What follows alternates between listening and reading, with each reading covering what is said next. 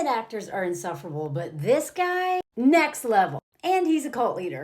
And what's so funny is the way that the media frames this guy. Like, he's insufferable. But the way they talk about the stuff he does, they're like, oh my God, look, Jared Leto is closer to the edge. First person to climb the top of the Empire State Building. So me being a climber, you know I had to look into this. I actually knew he was a climber because he has done stuff with Alex Honnold, which really makes me question Alex Honnold's judgment even more. But I was also a member of one of the climbing gyms in LA, in East LA when I lived there. And I remember he would come in there and I was like, oh God, there he is. The way he carried himself, I was like, oh God, of course you're a climber. Y'all know, I as a climber myself, I have a place in my heart for climbers. But male climbers, I find most of them to be insufferable. Not all of them. I'm still friends with many. Most of them come from a lot of childhood trauma that they will not deal with. So they, climb or run a marathon or something like that. Escapism to avoid everything. And then torture women and everyone that they have power over. So for starters, he didn't climb the whole building. The 86th through 104th floor. So it's a little misleading, the title of this. So that's only 1,300 feet. I've done that. Those climbers who've climbed for a long time, this is not a big deal. I know it's the Empire State Building. I know it's like the exposure, blah, blah, blah. I'm not saying I do it. I have no desire to do it. I think it'd be scary. It's glass, not rock. But this dude is in a fully harnessed, fully roped up. Like construction workers and people who work on roofs do this stuff all the time. I mean, we like that famous picture of men eating lunch on the beam. You know what I mean? Like, come on. Big whoop. But men like this, they gotta be the first person to ever legally climb. Now, why did they throw that word legally in? It actually, I should have researched that because there's probably someone else who did it. It was illegal because this is Jared Leto and all of his fame and privilege and money. Of course they're gonna let him do this. Of course. Quotes are so dumb.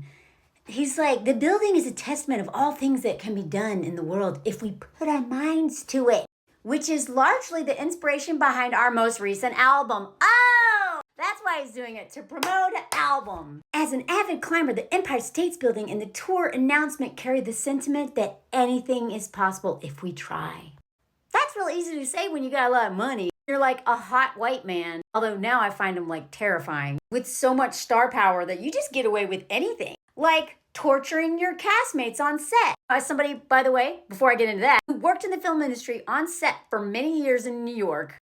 First as a PA, and then a bunch of random jobs, but mostly in the art department and in craft services. I had to deal with men like this all the time. The gravity of an actor's job is enormous. You have sometimes hundreds of people who are on set hoping that you show up and do your job. And you have your coworkers, which is his fellow cast members, who are they're a team. This man tortures his team members? Like, dude, I think it was the guy from Succession, Brian Cox, who's like, what is the point of method acting? Can't you act? Why do you have to be this person? And as many people have pointed out, especially feminists, that method actors are usually only white men because women would never get away with this. Most men who are not white wouldn't be allowed to be that way. But white men just get to do whatever they want. I know that there's other method actors. Even the way women do it, for instance, is much different than men.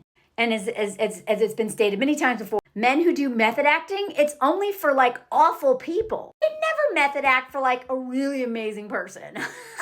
Because these men want to be these awful people. And it gives them, 6 weeks, 2 months, 3 months, however many months they're shooting to be that person all the time with zero consequences. It's also annoying because they make other actors look like they don't care about their job as much and aren't as dedicated to the craft. And really, these people are just masochists. They hate themselves and they make everyone around them suffer because they hate themselves, which is exactly what I say about men who climb. Or men who use escapism in general, addiction, marathons, whatever it is, that part of them that hates themselves, everyone else pays. So, Requiem for a Dream, probably the most horrifying movie I've ever seen. It still gives me nightmares. Lost 28 pounds, only eating raw vegetables for 2 months. Leto's bone marrow dropped 400 points. I don't know what that means, but bone marrow seems serious. His liver was damaged, and he suffered from hallucinations due to fasting. And then he was so messed up after that, he had to go to Portugal and live in a monastery for months to get back to normal. I also think that's an odd choice, but whatever. Chapter 27, didn't see it, don't care. 8, melted Haagen-Dazs ice cream mixed with olive oil and soy sauce. Like, if you're gonna eat food to gain weight for a role, why don't you have fun? Like, the man just is a masochist. He got gout. And then, of course, this mess. And then, of course, the Academy gave him an award. So brave for playing a trans woman. Oh, look, he shaved his whole body and like, oh God. Hollywood, like, rewards white men playing marginalized characters as if like, wow, instead of, maybe hiring someone from that community. Anyway, I know it's debatable, but still. Morbius, didn't see this either. I don't watch any of his stuff. I find him so repulsive and terrifying. How he worked out so hard for that role. He's known for taking this to extremes. This is the one that brought attention to just how much it sucks to work with this man. He was known for sending anal beads and used condoms to Will Smith and Margot Robbie. Will Smith, when gave an interview about it, said he went full Joker. And the rule generally is to never go full Joker, but he went all in. He really set the tone and he wasn't playing with it. He also sent sticky Playboy magazines, so when he started to get crap for taking it to this extreme, I think he sent like a rat or something. I don't know, I couldn't find it. Okay, so that's alleged. He walked it back. Any of the very few gifts that were given were a spirit of fun and adventure, and received with laughter, fun, and adventure. I'm an artist, and at the end of the day, if I do something risky and you don't like it, basically you can kiss my butt. This right here is why people find artists insufferable.